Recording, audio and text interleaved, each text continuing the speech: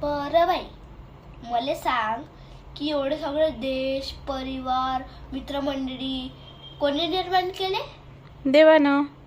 पण यम तर मला माहित होतं की त्यांनी केले. तुला केव्हा भेटला यम? अरे काही दिवसापूर्वी मला डेंगू झाला होता, तर तो आला होता मला थोड्या वेळेची भेट द्यायला. बोलो बरं मायासमोर त्याले.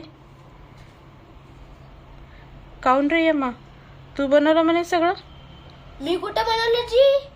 मी तर अजून परमनंट पण नाही. मी कशाला म्हणू असं? मग कोण म्हणलं?